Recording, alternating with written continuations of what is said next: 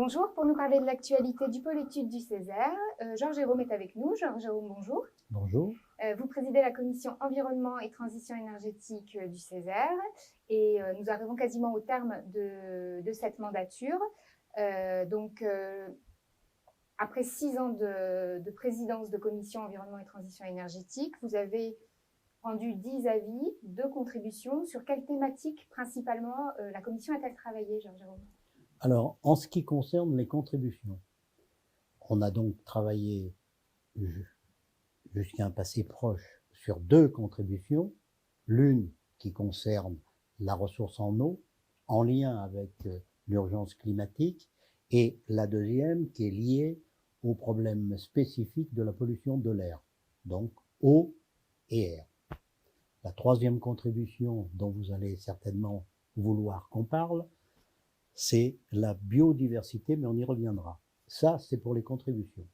En ce qui concerne les avis, pour les avis, on a été amené à émettre plusieurs avis autour de la problématique de l'eau, que ce soit autour des SDAGE, des schémas qui sont liés à la gestion de l'eau, des PGRI, qui sont les plans liés à la prévention des risques, des risques d'inondation. On a également été amené à travailler sur les problèmes des déchets. Voilà le panel sur lequel, pendant ces 6 années, nous avons principalement travaillé. Donc, pour le coup, on parlait de cette dernière contribution qui est actuellement en cours. Oui. Vous avez beaucoup parlé donc, de changement climatique à travers la problématique de la qualité de l'air ou de la raréfaction de la ressource en eau. Cette dernière contribution qui sera présentée à l'Assemblée plénière du Césaire du mois de décembre traite des liens entre l'économie et la préservation du vivant. Alors, dans ce travail, finalement, quelles questions la Commission s'est-elle posée ? Alors, avant de se poser une question ou des questions, on est parti d'un constat. On parle régulièrement et quotidiennement de l'incidence du réchauffement climatique. Et puis on s'en aperçoit, vu l'été qu'on vient de passer, le réchauffement climatique, c'est quelque chose qui est devenu complètement perceptible, de tangible. Il y a un autre phénomène qui est bien aussi préoccupant, mais qu'on ne mesure pas et dont on entend très peu parler, c'est la perte de la biodiversité. Il y a 800 millions d'oiseaux qui ont disparu en 20 ans ou 30 ans en Europe. Pour ne citer que cet exemple qui illustre ce que c'est que la perte de biodiversité avec toutes les incidences vitales qu'elle peut avoir sur l'espèce humaine.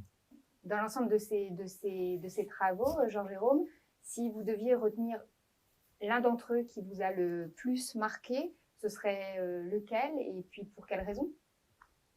Alors, il y en a un qui m'aura le plus marqué, bien sûr, et il est en relation avec ma formation de biologiste, mon investissement naturaliste, c'est le problème de la perte de biodiversité. En dehors du Césaire, et chaque fois que je prends mes jumelles, je m'aperçois, je mesure la perte de biodiversité. C'est incontestablement celui qui m'aura plus marqué, mais sans pour autant considérer que les autres sujets que l'on a traités sont des sujets mineurs. Ce sont des sujets extrêmement importants. Et dans ce dernier travail, vous êtes parti surtout d'expérimentation, d'exemples pour construire votre contribution ? D'abord, la première partie de notre contribution, c'est de bien faire un état des lieux. Pourquoi s'intéresser à la perte de biodiversité ? La mesure, le diagnostic, si vous voulez. Et puis ensuite, oui, on a pris un certain nombre d'exemples dans différents domaines d'ailleurs, où, en dépit de la gravité du problème, il y a quand même des initiatives positives qui sont faites et qui laissent espérer. Et c'est sur cet aspect des choses, si vous voulez, qu'on a voulu attacher de l'importance. Donc, il y avait l'agriculture, la finance durable, oui. Le monde de l'entreprise. Le monde de l'entreprise. Mais en sachant que ce travail n'était qu'un travail exploratoire, parce que c'est un sujet qui est extrêmement vaste et qui nécessitera, du moins je le souhaite, pour la prochaine mandature, un travail en transversalité. ça concerne pratiquement toutes les commissions. Complètement. Économie, biodiversité et industrie, biodiversité et agriculture, etc. Chaque commission devrait, je parle au conditionnel parce que je ne veux rien imposer évidemment, mais devrait considérer que cette problématique-là mérite quand même une attention particulière en fonction de son prisme d'entrée. Alors justement, vous parliez de la suite. Est-ce que vous pensez, vous, à des thèmes que la commission environnement et transition énergétique pourrait se saisir à l'avenir? Alors le premier thème, je viens d'en parler, hein, c'est de prolonger quand même ce travail qui, à mon sens, méritera une vision beaucoup plus large que celle que l'on va transmettre au mois de décembre. Hein.